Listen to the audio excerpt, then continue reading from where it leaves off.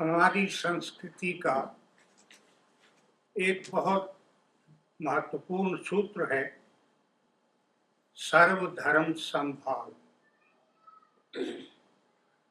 ऋषियों ने कहा सब धर्मों के साथ समान भाव रखो। जो भाव तुम्हारा अपने धर्म के प्रति है वही भाव तुम्हारा दूसरे धर्मों के प्रति होना चाहिए। ये सूत्र है। रामकृष्ण परमहंस ने, स्वामी विवेकानंद ने, महात्मा गांधी ने, इन तीन महापुरुषों ने इसका प्रचार किया और इस पर अमल भी किया। गांधी जी की प्रार्थनाओं में कुरान की प्रार्थना भी शामिल थी। ईश्वर अल्लाह तेरो नाम कहते ही हैं, ईश्वर भी तू ही, अल्लाह भी तू ही। ये संभाव कैसे आएगा? ये संभाव तब तक नहीं आएगा जब तक हम कर्मकांड को महत्व देते नहीं, क्योंकि कर्मकांड सबके भिन्न है, मान्यताएं भिन्न है।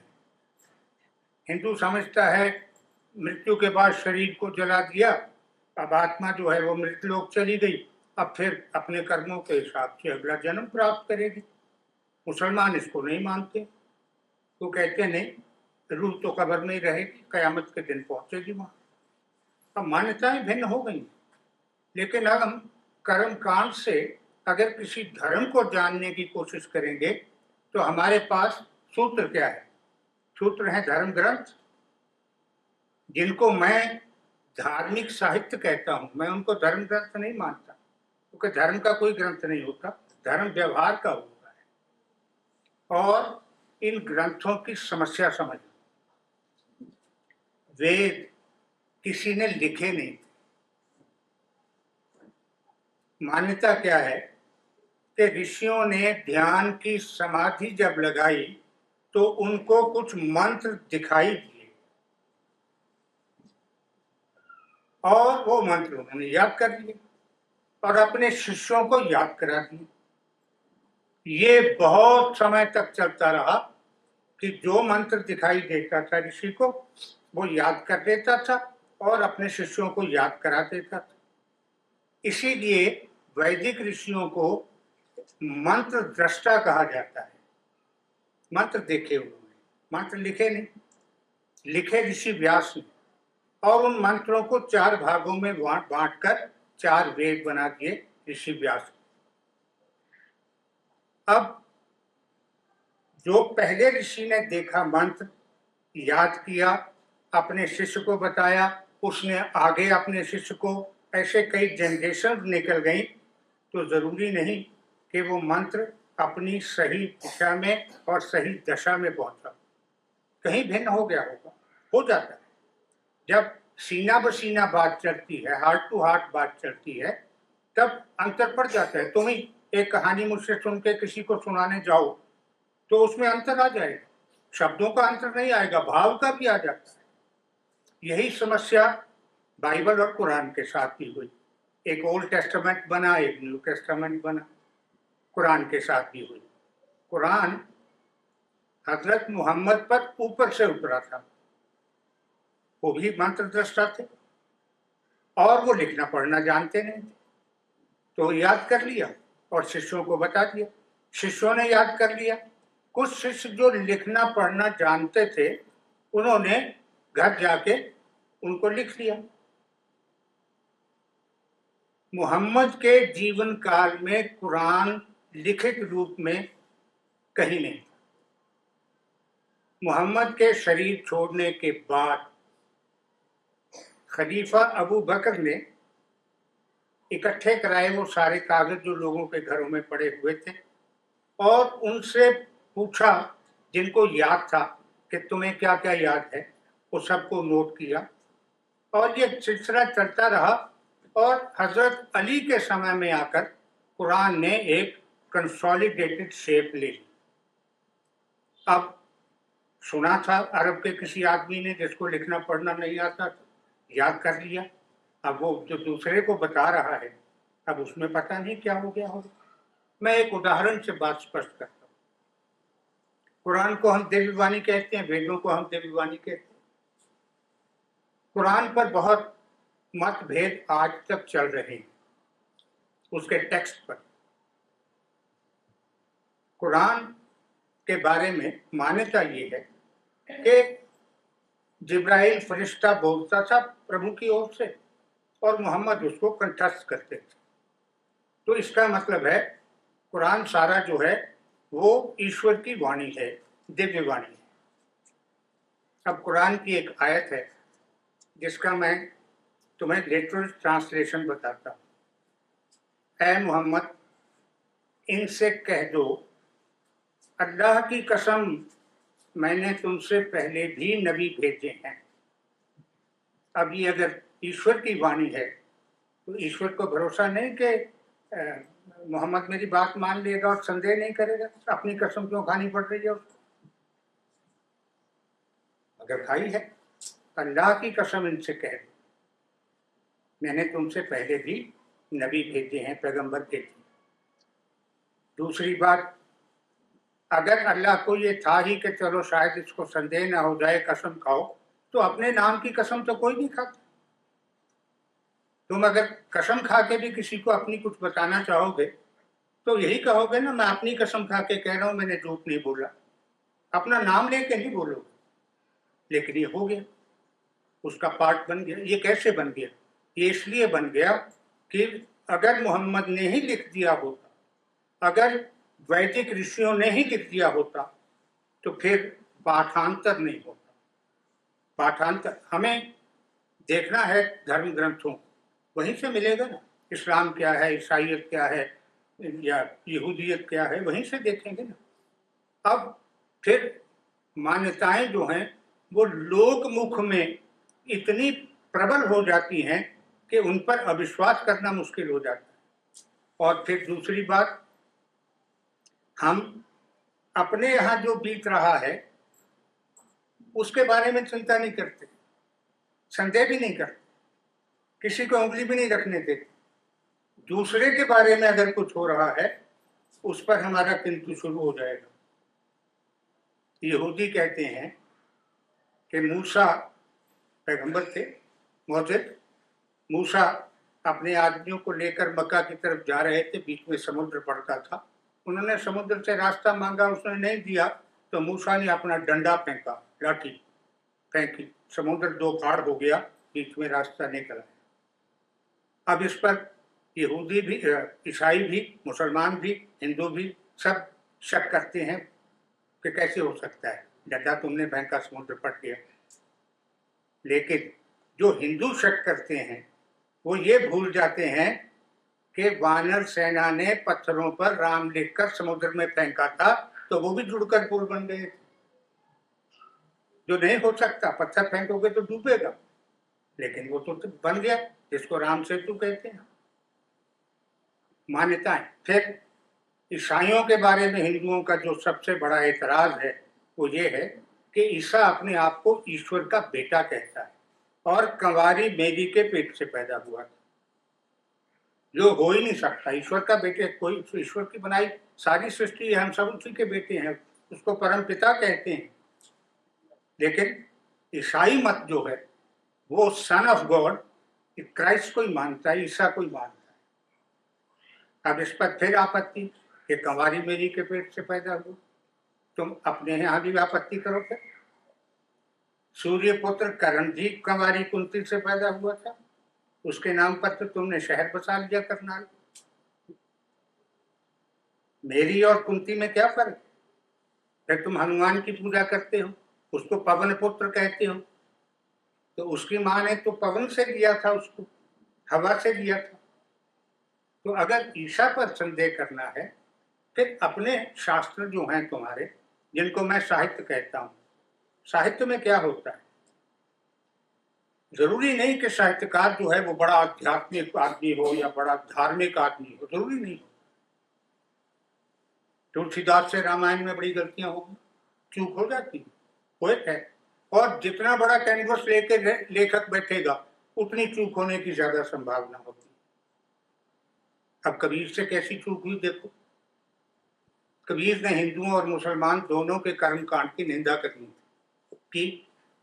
हिंदुओं के बारे में उसने कहा पत्थर पूजे हरि मिले तो मैं पूजूं पहाड़, इससे तो चक्की भरी जिसे पीस खाए संसार। कर दी निंदा। अब इस्लाम की निंदा करने आया, हालांकि वो खुद मुसलमान था।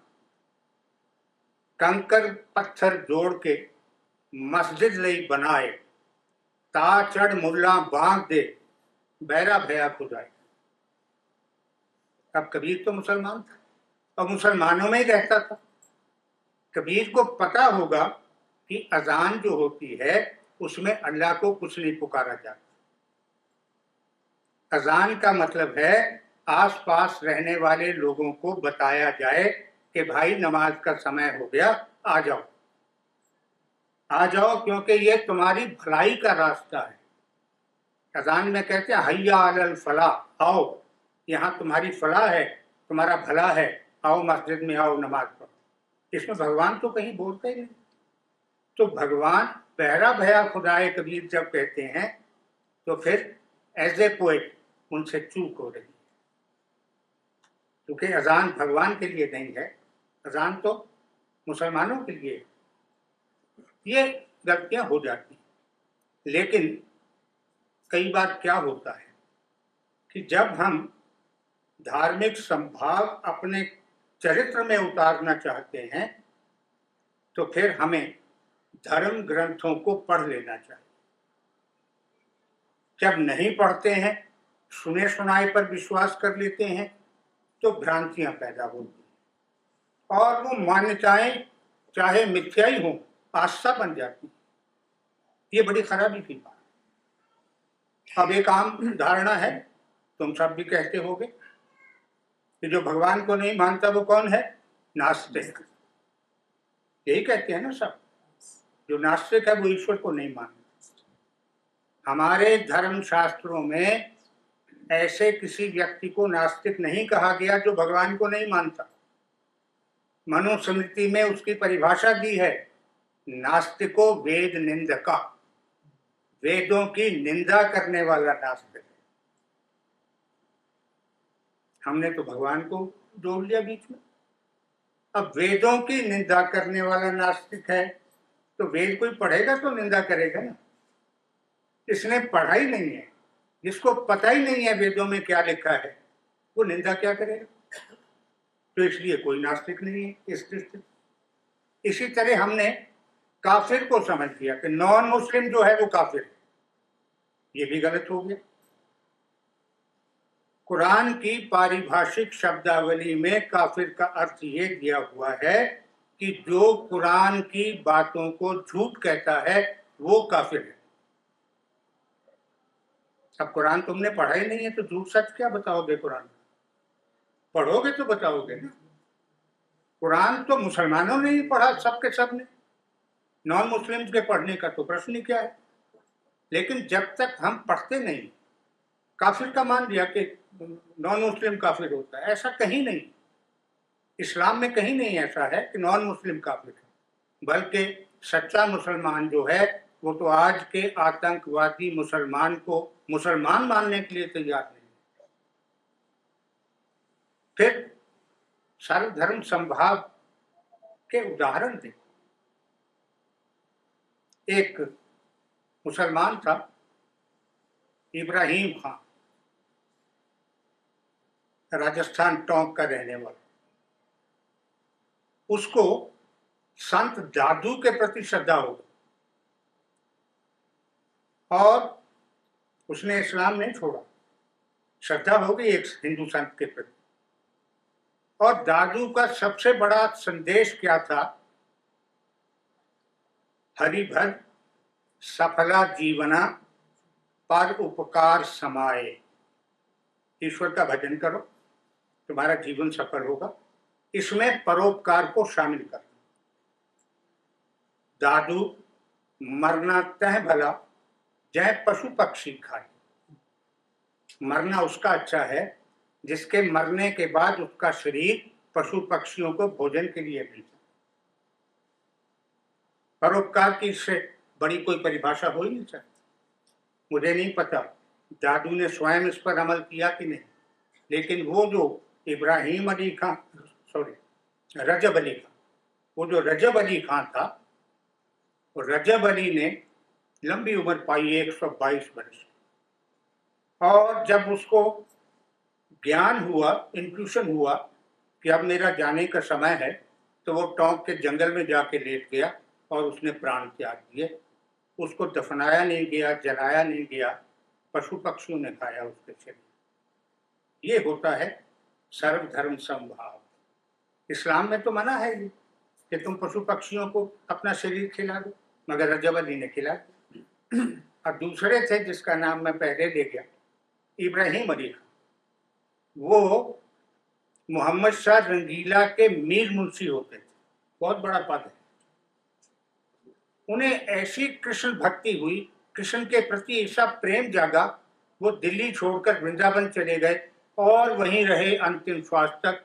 और कृष्ण भक्ति में जो कुछ रसखान नाम रख दिया उन्होंने, जो कुछ उन्होंने कृष्ण भक्ति की रचना लिखी हैं, वो सूरदास के बाद इस परंपरा में नंबर 2 पर आते थे तो मुसलमान। और तोताराम, शोरीलाल, आनंद नारायण मुल्ला, गोपीनाथ अमन, दर्शन सिंह दुग्गल, कितने नाम हैं, सैकड़ों हिंदू सिख जिन्होंने मोहम्मद की प्रशंसा में नातें लिखी हैं, परमात्मा की स्तुति में हमदें लिखी। वो क्या हिंदू नहीं थे? ये सिख नहीं? सर्वधर्म संभाव है कि तुम दूसरे के धर्म ग्रंथ में त्रुटियां मत ढूंढो, तुम उसमें अपने मतलब की बात ढूंढो। जिस धर्म ग्रंथ में जो कुछ भी ऐसा है जो तुम्हारी साधना को बढ़ाने में मदद देता है, उसको ग्रहण करो।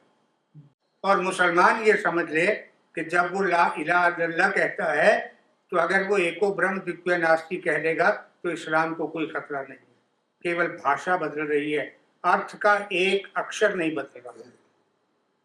ला इलाहा इल्लल्लाह, no God except one God, एको ब्रह्म द्वितीय नास्ति, no God except one God, कुछ नहीं बदल रहा। हम उसमें से जो भी पढ़ें उसको पकड़ें। हिंदू शास्त्र हैं हमारे, बाइबल है, देंदावेश्रा है या कुरान है, उसमें से हम अपने मतलब की चीज, कुरान की पहली आयत जो है उसको अलहम्द कहती है, उसमें एक प्रेयर है, मैं समझता हूं उससे मासूम प्रेयर शायद किसी धर्म के मंत्रों में नहीं। क्या है वो प्रेयर? कि हे प्रभु, मुझे तो पता ही नहीं सही रास्ता कौन सा है, गलत रास्ता कौन सा है, तू इतनी कृपा कर दे, मुझे उस रास्ते पर चला दे जिस रास्ते पर चलने वालों पर तू प्रसन्न होता है, और उस रास्ते पर मत चलने देना जिस पर चलने वालों पर तुझे क्रोध आया था, तेरा गजब हुआ। अब बताओ, इसमें क्या इस्लाम और क्या हिंदू धर्म और क्या ईसाइयत और क्या यहूदियत? कौन है जो ये प्रार्थना नहीं करनी चाहेगा? हम दावा कर सकते हैं कि हमें पता है मोक्ष का रास्ता कौन सा है, वही बताएगा, वही चलाएगा। तो जब हम इस प्रकार से धर्मों के अंदर से चीजें निकाल लेंगे तो फिर सर्वधर्म संभाव पैदा होगा, क्योंकि हम चिंतन नहीं करते, हम धार्मिक पुस्तक के प्रति श्रद्धा जगा लेते हैं और फिर उसको प्रणाम करना शुरू कर देते हैं, फिर उसको रेशमी कपड़े से बांध के रख देते हैं, पढ़ते नहीं। और अगर पढ़ते हैं तो फिर मनन नहीं करते। मनन कैसे होता है? मैं एक उदाहरण से बात समझा देता हूं और चाहता हूं कि तुम कभी भी किसी दूसरे धर्म की किताब पढ़ो या अपने धर्म की किताब पढ़ो तो मनन जरूर करो, एक एक शब्द पर, एक एक पंक्ति। सारी किताब एक सांस में पढ़ने की जरूरत नहीं, बीच में से कहीं से एक चीज ले लो, उस पर चिंतन करो, मनन करो, तो तुम्हारी बुद्धि के गवाक्ष खुलेंगे। उदाहरण के लिए सुखमनी साहब है, सुखमनी साहब ने एक लाइन है, ब्रह्म ज्ञानी पर उपकार उमाहा, ब्रह्मज्ञानी जो है उसको परोपकार का उत्साह होता है। ठीक, आगे ब्रह्मज्ञानी की के गुण बताए हैं, क्या क्या होते हैं, पहचान क्या होती है, मैं उसको छोड़ रहा हूं। ब्रह्मज्ञानी परोपकार उमा। अब अगर तुम मनन करो तो इतना कह देना बहुत था कि ब्रह्मज्ञानी परोपकार करता है, उसको परोपकार का उत्साह है। उमा, परोपकार का उत्साह है, इसका क्या अर्थ? गुरु साहब ने उमा शब्द क्यों यूज किया यहां? इसलिए किया कि ब्रह्म ज्ञानी वो होता है जिसको ब्रह्म का ज्ञान हो जाए, और जिसको ब्रह्म का ज्ञान होता है उसको आत्मज्ञान होता है, क्योंकि आत्मज्ञान के बिना ब्रह्म ज्ञान नहीं हो सकता। और जब आत्मज्ञान होता है तो ये पता चलता है कि जितनी भी प्राणी संसार में हैं उन सब का जीवन केवल आत्मा पर निर्भर करता है। शरीर से आत्मा निकल गई तो शरीर मिट्टी, आत्मा ही है जो है। और ये आत्मा ब्रह्म का अंश है, ये ब्रह्म ज्ञान है। अंश है तो फिर जो अंश मेरे अंदर है वो तुम सबके अंदर भी है, वो पशु पक्षियों के अंदर भी है, वो मुसलमानों के अंदर भी है, वो ईसाइयों के अंदर भी है, वो पारसियों के अंदर भी है। और अगर ये सब आत्माएं मेरी आत्मा की तरह उसी का अंश हैं तो फिर ये सब मेरे भाई बहन हैं। और भाई बहन की तकलीफ देखकर उसे दूर करने का उत्साह जो है वो ब्रह्म ज्ञान है। तो पंक्ति एक छोटी सी है, लेकिन इस तरह से मनन करोगे तो फिर तुम्हें पता चलेगा सर्व धर्म संभाव क्या होता है।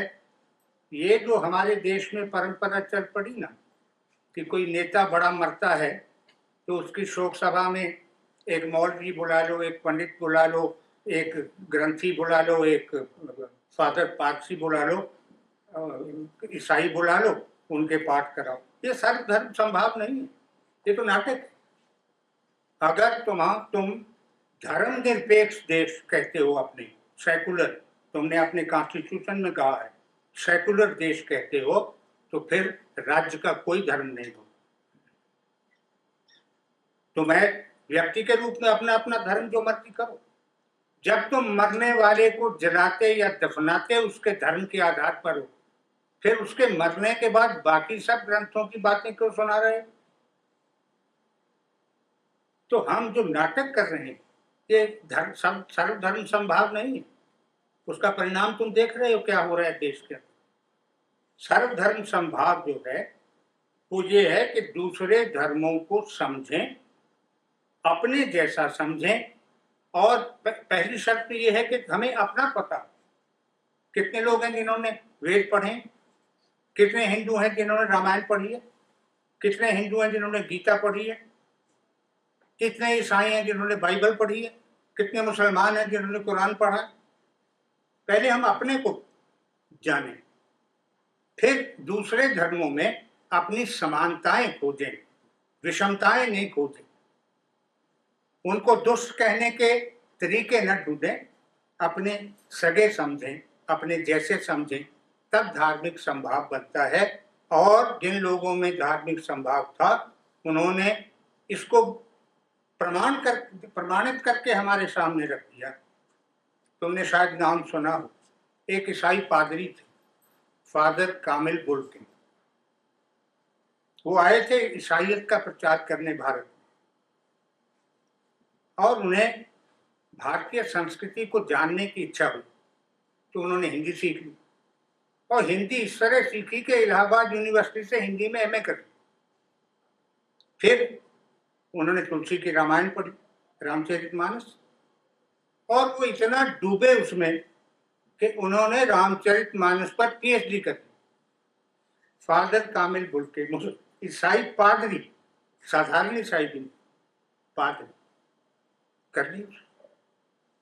तो दूसरे धर्म को हम सब पादरी अपना मिशनरी थे, उन्होंने अपना काम तो नहीं छोड़ा, मिशन तो चलाते रहे। एक और हुए हैं, वो भी अपना मिशनरी थे, आबे दुबुआ, वो साउथ इंडिया में ईसाईयत का प्रचार करने के लिए आए थे। यहाँ आकर जब उन्होंने हमारे लोगों की संस्कृति को देखा, साउथ इंडियन लोगों की संस्कृति को देखा, तो पहला काम ये किया, सिर मुड़वा के टोपी रखी, दूसरा हाथ में डंडा पकड़ लिया, जो हिंदू साधु पकड़ते हैं, तीसरे ब्राह्मणों वाली धोती पहननी शुरू कर दी और लोगों के घरों में जाने लगे, यहाँ की संस्कृति को समझा, जाना, सीखा। ईसाईयत का प्रचार तो हर घर में जाके करते थे, इसी काम को तो आए थे। और फिर वो अपने घर जाकर अपनी डायरी में लिख लेते थे, आज जो भी देखा किसी घर में, जैसी संस्कृति, जैसी सभ्यता सामने आई, या जो कर्मकांड या जो रिचुअल सामने आया, उसको नोट कर लेते।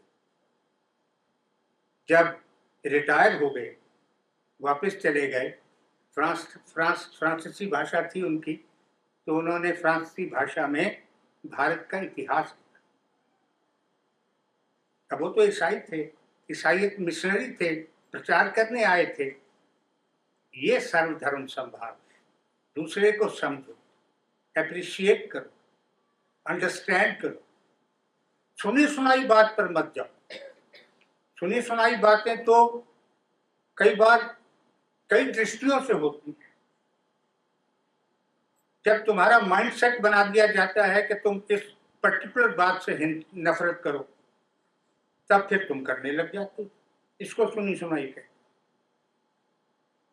अपनी आंखों से देखो, अपने कानों से सुनो, अपने धैर्य से बर्दाश्त करो, सहन करो, और अपने विवेक से उसकी जड़ तक जाओ, तब तुम्हें सत्य का मोती मिलेगा, जो समुद्र की सतह पर नहीं मिलता, अंदर डूब के मिलता है।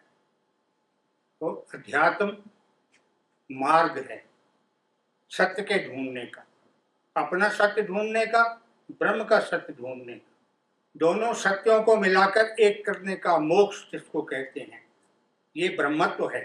अगर तुम्हें ये पाना है तो फिर कोई धर्म ऐसा नहीं है जिसकी बुनियाद अध्यात्म पर न खड़ी। वो कुरान हो, वो बाइबल हो, वो अवेस्ता हो, वो गुरु ग्रंथ हो, कोई किताब, सब में अध्यात्म बुनियाद है। कर्मकांड अलग से लिखा गया था, कर्मकांड के लिए ब्राह्मण ग्रंथ लिखे गए थे। वेदों ने कर्मकांड नहीं लिखा, उपनिषदों ने कर्मकांड नहीं लिखा। कर्मकांड समाज के अपने व्यवहार से बनता है कि समाज क्या स्वीकार करेगा, क्या अस्वीकार करेगा। जब समाज को लगता है कि ये विशेष एक कर्मकांड जो है ये व्यर्थ है, मुझे नहीं करना चाहिए, तो वो अपने आप ही समाप्त हो जाता है। और जब समाप्त हो जाता है तो फिर पीड़ा नहीं होती। सती प्रथा समाप्त हुई तो किसी को पीड़ा नहीं हो रही। आज कोई चाह भी नहीं रहा कि मेरे मरने के बाद मेरी पत्नी को मेरी चिता में डाल देना, कोई नहीं चाह रहा। तो जब हम देखते हैं कि एक विशेष कर्मकांड हमारे हित में नहीं रहा है, समाज हित में नहीं रहा है, तब हम उसको हटा देते। तो अब तुमने अगर पढ़ने हो, वैसे तो सारी उम्र लग जाती है सारे धर्मों के ग्रंथ पढ़ने में, क्योंकि हम अपने धर्म के ग्रंथ पढ़ें तो उसी में ही 100 साल लग जाना चाहिए। लेकिन जो भी जहाँ कहीं थोड़ा बहुत पढ़ सकें पढ़ो, मनन करो, विचारो, और उन लोगों ने अगर सत्य बताया है अपने अनुभव से, अपने विवेक से, उसको अपना सत्य बनाओ, तब वो सत्य होगा। अन्यथा बोरो ट्रूथ होगा, उसको लेकर क्या करो।